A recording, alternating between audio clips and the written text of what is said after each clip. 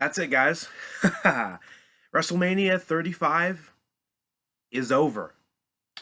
After how long?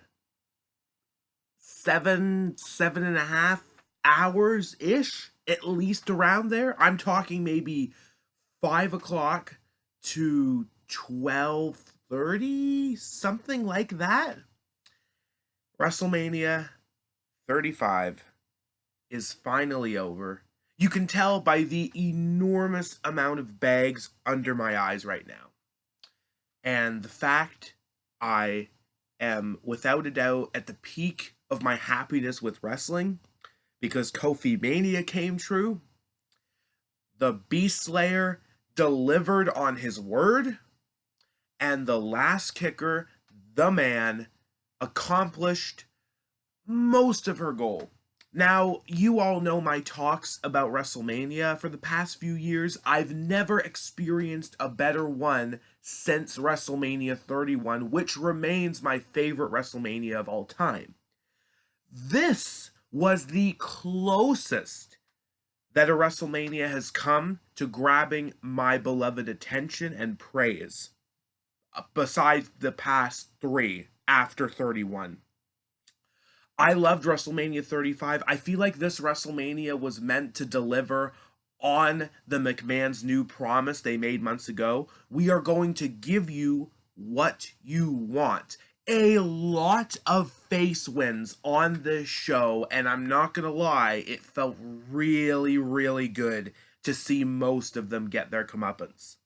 Obviously, it's not the perfect show, but overall, this WrestleMania did great. This was an amazing WrestleMania. I will give you all credit. It didn't feel like one of those SummerSlam knockoffs I've been referring it to for the past couple of years. But let's talk about it. Let's talk about WrestleMania 35. In order to do that, let's go back a little bit. First of all, the Hall of Fame. That was good. I enjoyed most part. I did not like the new stage setup they did for it, though, actually having them stand in a ring and have their back to half of the audience. And it didn't help when Bret Hart got tackled. I don't even need to go into further details about that. You all probably am up to date with that occurrence. But if you're not, it was apparently a current or former MMA fighter. It could have been a lot worse, but thankfully Bret Hart was okay. He finished his speech. Everybody got through pretty nice, and it was okay, but I think hopefully they've learned their lesson. Go back to the same formatting it's always been with the stage for the past 10 plus years. Next year. As for WrestleMania itself, good to see a lot of familiar faces. There was a lot of matches that had guest commentators like Booker T, Shawn Michaels, JBL, Jerry Lawler. It was a nice feel to it. There was one more. Why can't I remember her? Bothers me because there was one more. But either way, some nice feel to it. Let's start talking about the non-wrestling moments, and by that I mean the moments, not the matches. Well, first off, Alexa Bliss did have a few segments. She started the main show coming out and trying to make it all about herself, saying, I can have a WrestleMania moment, snapping my fingers. She snapped her fingers again, and out came Hulk Hogan. Nice little moment there. He popped his moments to the crowd, made another reference to the Silver Dome that, of course, there were boos, but everyone understood the joke. She came out later with R-Truth and Carmella for a dance break, fitting for Carmella to get another moment on the show, and I'll explain why as it goes on. I think that was really all the important moments with her. There's really only one other I want to talk about, and bear with me, this is going to be a long video. I understand if you want to watch this in chunks, because this is a WrestleMania review, and WrestleMania is crazy these days. I do still have a list right here with the matches, because 16 matches, thankfully no bonus matches. It was 16, we finished with 16, no big surprises. But let's quickly talk about the Elias segment. That started off real good and ended real good. That felt good for both Elias and his obvious interruption, because everyone understands when Elias comes out, the gimmick is he's gonna get interrupted and get upset about it. But it started off really cool. They showed Elias on the Tron playing a piano and the drums, and then the real Elias in the ring playing a guitar, and he actually played with them and got the cues right from his pre-recordings of himself when he said stand up, take a bow, and whatnot. It was pretty cool. That was pretty nice. And then he played a bit more on the guitar. Didn't really call out the audience too much, which was nice. It felt like almost like another face turn for Elias, which I really don't understand why they turned him back heel anyway, other than dissing the crowd, which is always great. But then, what exactly happened was at first very strange. It cut to some very weird screen cuts until we finally focused on Babe Ruth playing baseball. And just a regular showing of his amazing moment when the great Bambino hit that home run. But for the life of me, I did not know what the point of this was. Who is using this to their advantage? Because I was thinking Bray Wyatt, maybe, but no, it wasn't Bray Wyatt. It wasn't The Undertaker, who did not show up the entire show. That was a surprise. I was thinking even if it was 2 seconds, The Undertaker would show up. I'm not really mad about it because there wasn't a big call for him this year anyway. He did a lot last year, which is okay. And of course, at his age, if you don't want to do it, then don't do it, okay? You've done enough. We appreciate it.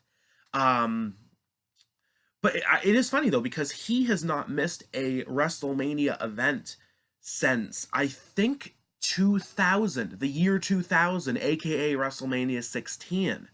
So that's a pretty long streak of WrestleManias, man. Good for you. And it could have been anybody else, really. But then, all of a sudden, word life, it's your basic thugonomics.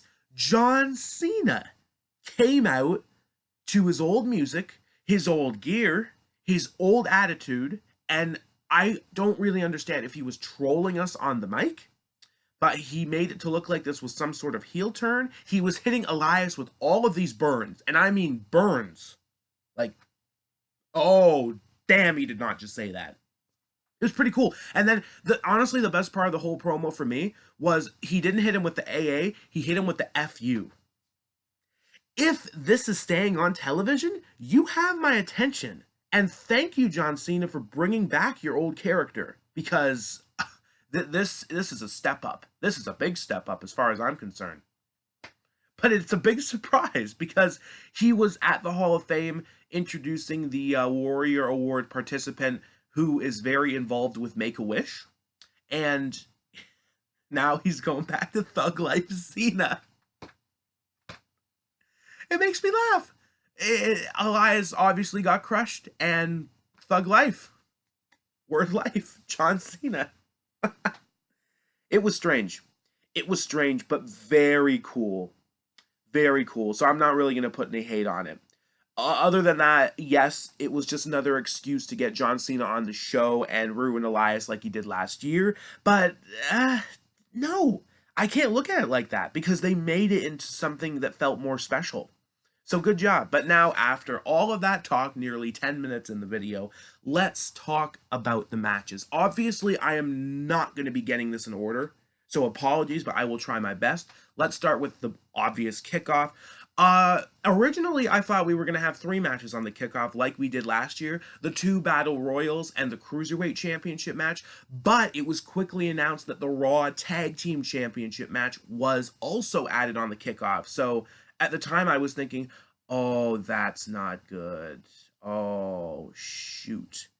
I didn't feel comfortable with Kurt Hawkins possibly ending his losing streak on the kickoff because my mindset was there would not be enough people out there to care at the time. But thankfully, I was wrong. But again, let's try to do this in order. First match on the show was the Cruiserweight Championship match, a match I was more invested to than anybody else. It was the champion Buddy Murphy, the unstoppable juggernaut who won the championship in his hometown in Australia in early October, I believe, ending the Age of Alexander. He's been going through everybody. He went through Alexander several more times, Mustafa Ali, Kalisto, Tozawa, Atami. But after weeks of being non-active because of the tournament to crown a new #1 contender, ooh, he slipped up. Because after a heck of a match, a really good match that I was ready for, Tony Nese, he got a foot on the rope when he got hit by the lumbar check and capitalized with his running knee, the knee in the corner, right to the face, and pinned Buddy Murphy to become Cruiserweight Champion. That was a special moment, and I'm really glad they went the way they did. A lot of people were telling me Murphy was going to retain. This wasn't meant to be taken too seriously. No, Tony Nese is the greatest. I have appreciated him ever since I saw him wrestle in the WWE. And when his character started getting developed more, when 205 Live was starting to change its image last year, he just stepped up. And ever since then, I've been waiting for him to get some kind of opportunity, and he got his opportunity by winning the tournament and won the title. First try. Great job, Tony Nese. Moving on to the second match of the night, I believe it was the Women's Battle Royal. It was a shame that they did not take advantage of DX's induction speech last night at the Hall of Fame to change the name to the China Memorial Battle Royal. That just sounded like a smart idea to me. But no, same old trophy, and sadly the same old gimmick as last year. Now, the match was okay. Ember Moon came back, but then she got chucked out, and that was really anticlimactic. Kairi Sane showed up again, which was really cool, but she did not win either. Slowly but surely, the regulars were starting to go. Most of the Riot Squad, Absolution, former members, which reminds me, it was Paige, who I was thinking of, who was on commentary later in the show for the women's tag match. Lana, Zelina Vega, Candice LeRae was in the match, though. That was kind of nice, but she didn't win. Until finally we get to the final three. It was Sonya Deville, Asuka, and Sarah Logan from the Riot Squad. Deville was the first to go. Asuka was one of the obvious picks. And also, to mention, Lacey Evans was not in this match. That was a big disappointment because they did not want to capitalize on anything. But I'm starting to realize that that's not the point of this match, because I'll tell you why in a sec. So, Sonya Deville gets chucked out, but then Sarah Logan eliminated Asuka. That felt like a big swerve. Sarah Logan, member of the Riot Squad, getting her moment, but not quite. Because in the ring slid Carmella, who never got eliminated, just like Naomi last year, and after a bit of a struggle, Carmella kicked her way to victory. So this match seems to have a gimmick. Oh, she won. Oh, wait, but she never got eliminated. That's seemingly what this match is about, although it did feel nice to see Carmella win. It was a bit silly, bit uncalled for, but I'm not saying they picked the wrong person to win. Carmella was a nice choice. Get some comeuppance for becoming a mixed match challenge winner, getting number 30 in the Royal Rumble, not winning that, but winning this. Nice. It's not probably going to do anything, but it was just kind of a good moment. So good for you. Not going to talk too much about this match otherwise. Then the Raw Tag Team Championship match. The Revival taking on Zack Ryder and Curt Hawkins. It was what I honestly expected. Zack Ryder was taking most of the abuse until he finally tagged in Curt Hawkins. Hawkins was going crazy. Some great spots outside of the ring too. And then after Ryder tagged back in, Hawkins tagged back in, but the Revival were starting to really get to him.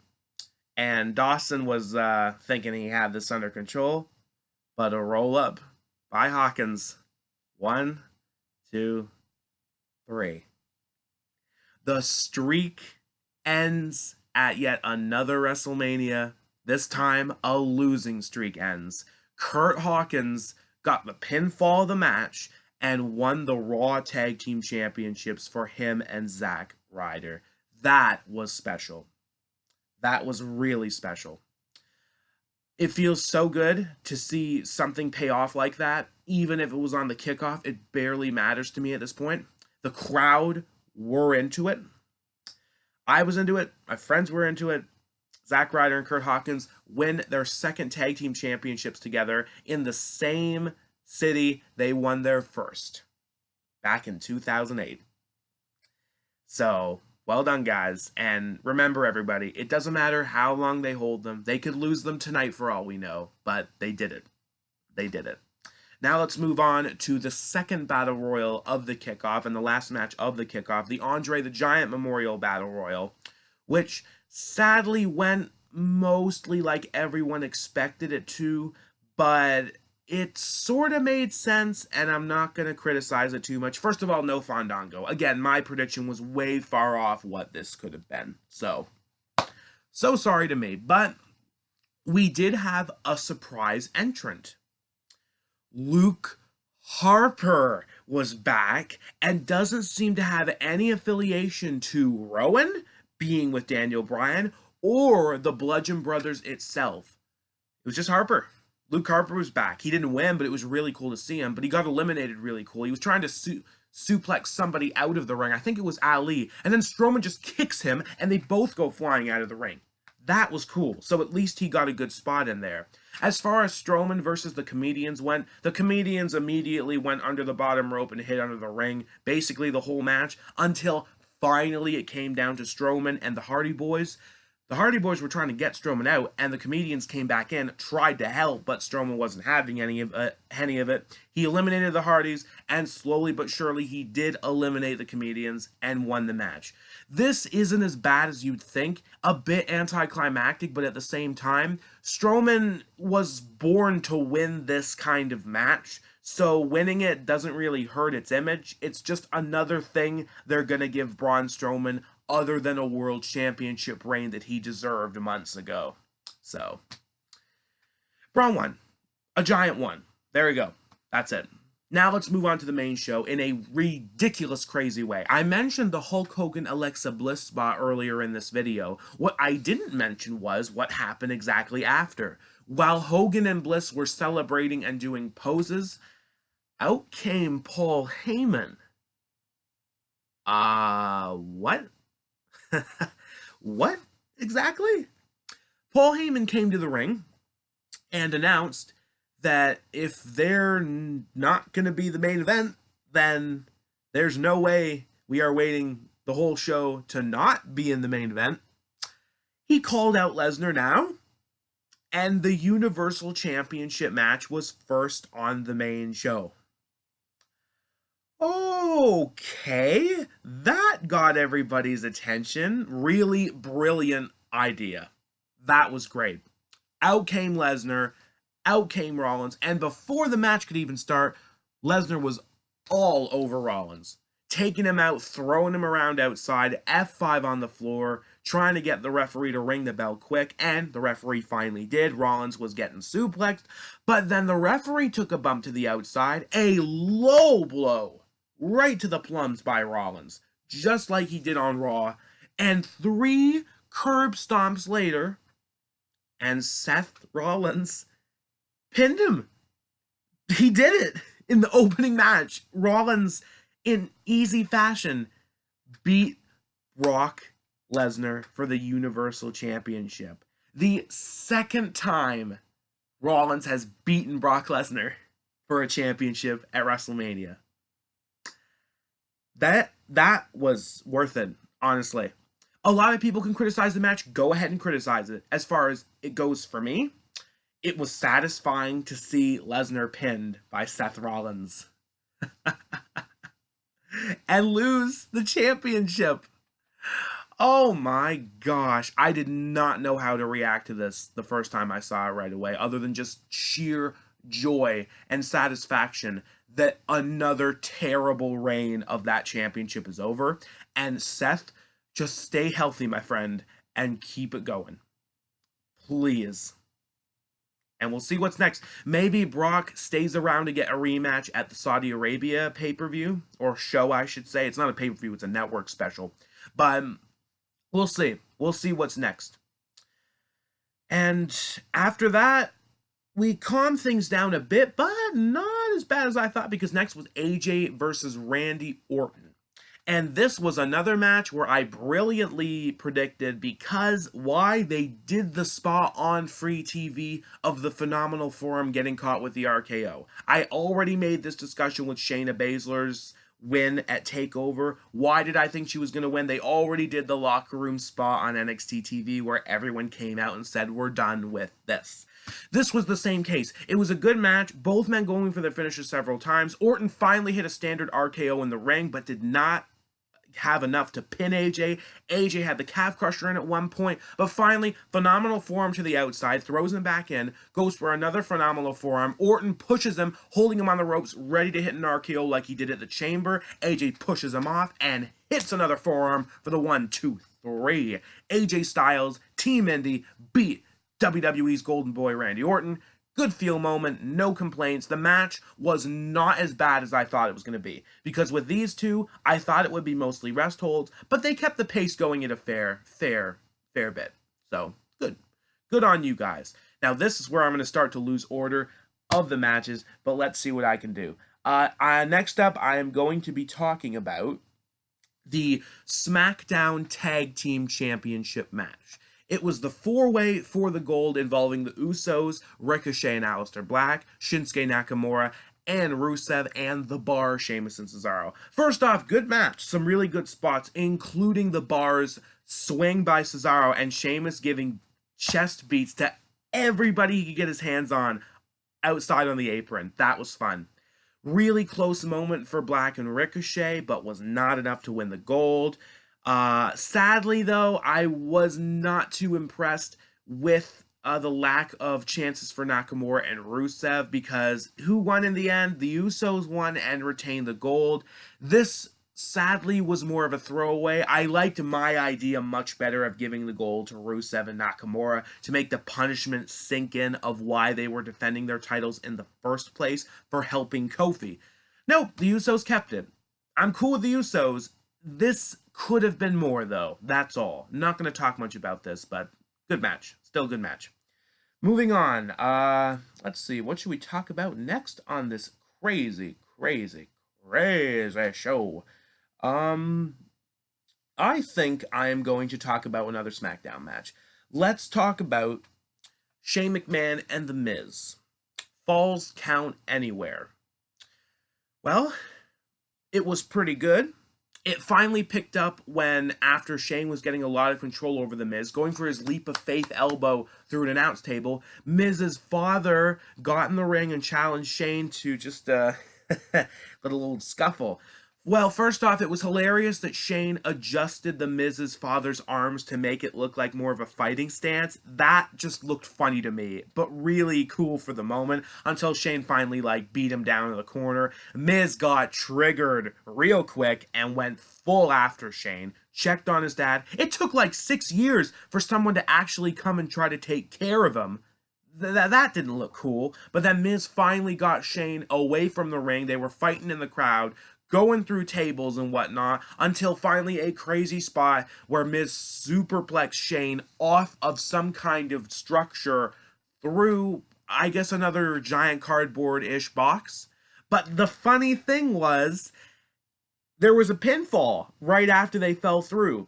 And even though it was Miz delivering the superplex, it was Shane's arm on the Miz for the 3 counts. So the best in the world won. I'm not surprised, but I'm going to give a lot of creative points for that ending.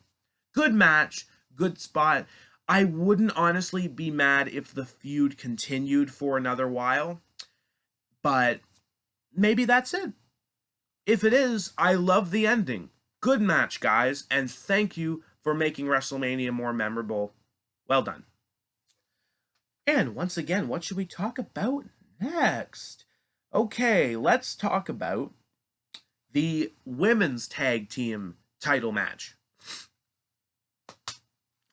And if I get this whole card in order, if somebody's watched this, can they let me know? Because if I do, that would be absolutely a miracle for me.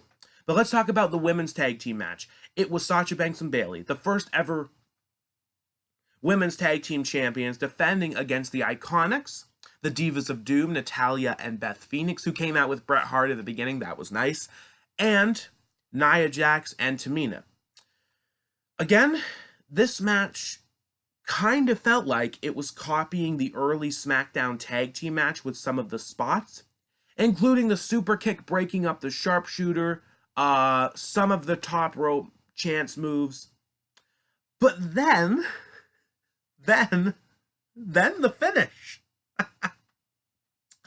Beth Phoenix hit, who was it? I think it was either Bayley or Sasha with the Glam Slam from the top or second rope. But it was in the Iconics corner. Billie Kay tagged in Beth Phoenix as she delivered the move. Peyton helped get rid of Beth, and Billie Kay got the pin so the Iconics could win the gold. That was awesome! The Iconics won the championships. They delivered every word they had to deliver. They beat the champions on SmackDown, and now they won the gold, pinning one of the champions. It was brilliant. It was absolutely brilliant and completely unexpected. Oh my gosh, it felt so good. I'm not gonna lie, that was one of the highlights of the show for me. The Iconics, who have come through so much, win women's gold in WWE. Well done, ladies. Real proud of that. Love it. But now it's time to move in to a match that I thought, yes, it was early, in my opinion, too. I agree with you. But it happened. So let's talk about it. Kofi Kingston, Daniel Bryan, WWE Championship match. And what more can I say? This was one of the best standard good guy versus bad guy world championship matches I've seen at WrestleMania in a long time. Everyone knew who the good guy was. Everyone knew who the bad guy was. Everyone was into this match. From the start to the simple grapples and counters to the end where chance move after chance move was being hit. SOS by Kofi wasn't enough. Running knee by Bryan wasn't enough. Had the LeBell Lock in several times, was not enough. And finally, the New Day get rid of Rowan's interference on the outside. Big midnight hour to the floor. Kofi Kingston has Bryan where he wants him. Trouble in paradise. 1, 2, 3. Kofi Kingston won the WWE Championship at KOFIMANIA. He celebrated with his kids in the ring. They revealed a new WWE Championship form with already custom side plates. They already had new shirts for Kofi Kingston revealing the championship. Oh, that was so worth it. And the more I think about it, this should have closed the show. If the rest of the card didn't happen after this, I really wouldn't complain. Because we got it, man. Kofi won. There wasn't anything else left in the card that really made me get as emotional as this. Kofi Kingston won the championship. The celebration went on, and that's all I wanted. That's all everybody wanted. And we got it. He did it. Mission accomplished. Well done, WWE. As far as his reign goes, again, it almost doesn't matter. But I hope Kofi can at least hold it until, say, SummerSlam. That's being hopeful. I know that's being hopeful. But I was hopeful for this whole feud. I got a lot of hope left in me for the potential of Kofi. And if you really want to make us happy, how about another New Day reign with a championship? Huh? And another theory, does this mean that Big E and Xavier Woods are also the WWE champion? Will they do the Freebird rule? We'll find out as time goes on. Let's move on to the rest of the show, though. Let's get to what's next. So, oh boy, and again, I think there's still 6 or 7 matches left that we got to go through. So let's see if I can pick the right one. Okay, let's talk about the United States Championship match. This was a joke. Rey Mysterio, Samoa Joe. The match was about, what, a minute and a half? Maybe even less? Rey connects with a 619, doesn't hit his splash, gets caught by Joe in the coquina clutch, and went to sleep. That was it. That was Samoa Joe's first WrestleMania. It makes sense if Rey Mysterio had a legitimate injury at the time, but really? You couldn't replace him or anything? That wasn't much of a showing. I don't hate it as much as I think I would have hated it, but at the same time, eh, it's not going to get like a reaction from me anyway. Rey Mysterio comes back to WrestleMania and gets this. Nice. Okay, let's move on. Let's talk about Roman Reigns and Drew McIntyre. A match that almost felt the same in the context. It was okay. It was a good back and forth. But then the finish came. Drew gets the headbutt on Reigns again. Reigns hits a Superman punch, goes in the corner, hoo-ahs, and spears McIntyre to victory. One spear? One spear? And this is not a match where I'm going to be criticizing who wins and who loses. They're both great, and both could have afforded a loss. Honestly, it doesn't matter to me. Go Roman. Good for you. Fine. But I don't know how happy you are about this. One spear at WrestleMania to beat Drew McIntyre? Wow. Wow, that was weird. And very anticlimactic. And you notice how the show is starting to go downhill now, because what's going to be better than KOFIMANIA? So, that's it. Roman won. That's it. Roman won. That's really all it is. So, let's try to move on from that. Oh, I'm trying to count how many matches we have left, guys. But I think I know which one we're on. I think we're on the no-holds-barred match. Triple H versus Batista. A match that Batista's wanted for years now. Finally got it. And I'm not going to criticize any of the ring rust, because that's not the point of this. I enjoyed some of the spots, though. The spear through the announce table, and all of the tools Triple H used, and pulling out the nose ring.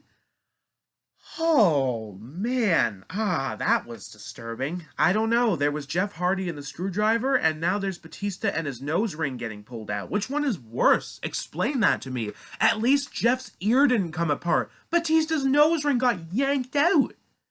Oh, man. Well, match went on. It looked like then it was a battle of who was going to use the sledgehammer, because both men were trying, but both men failed to connect. Until some spears, some spine busters were getting hit. Batista got his Batista bomb. Was not enough. Triple H got a power bomb on steel stairs from the top rope and a pedigree. And it wasn't enough.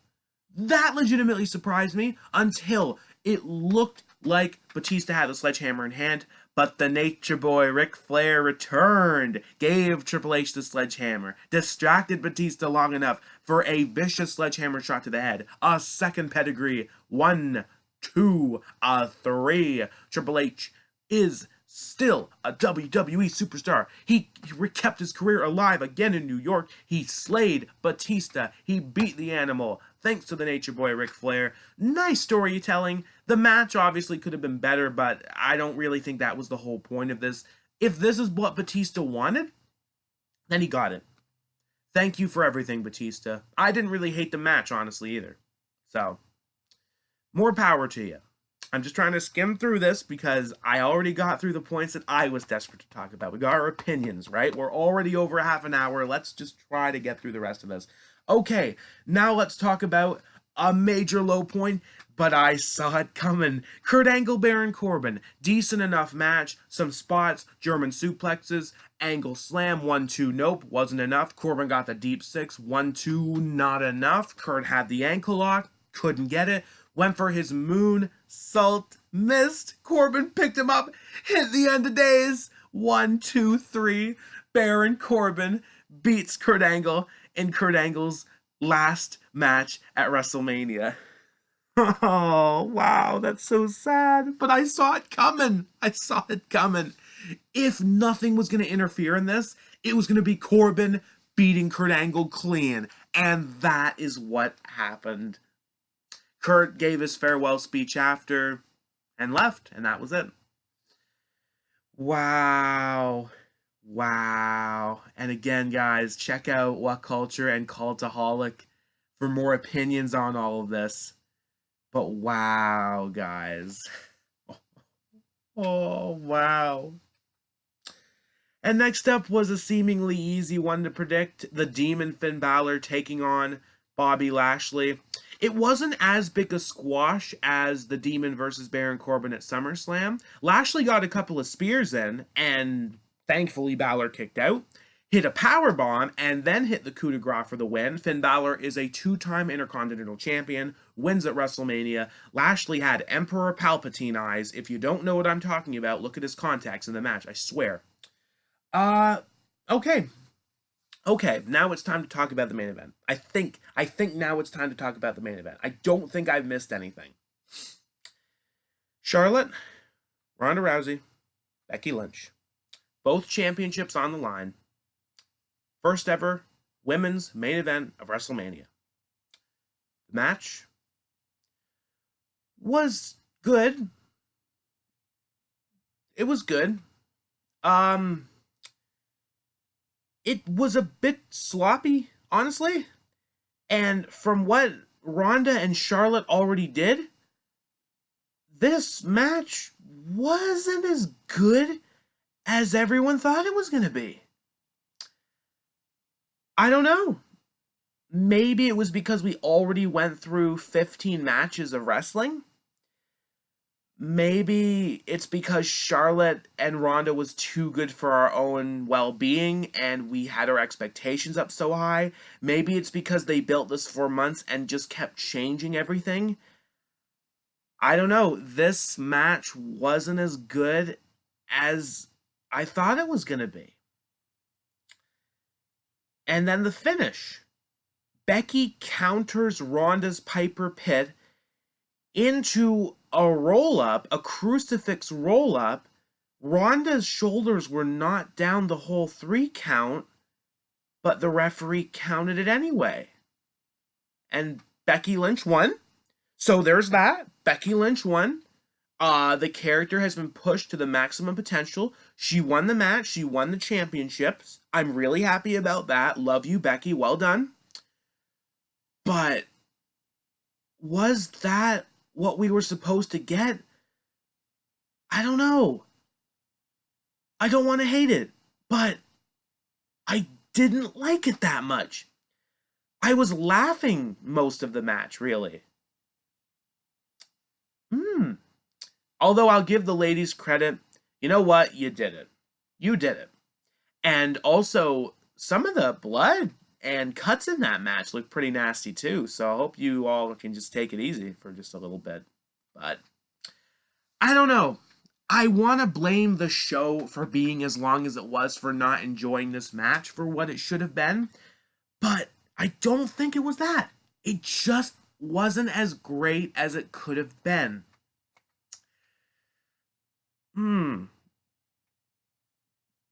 So that's really WrestleMania though. That's really WrestleMania. You get your ups, you get your downs, you get your maybes. Check out Ups and Downs from What Culture. But that was it. In the end, though, I still believe it to be a great WrestleMania. I've enjoyed this WrestleMania more than the past 3.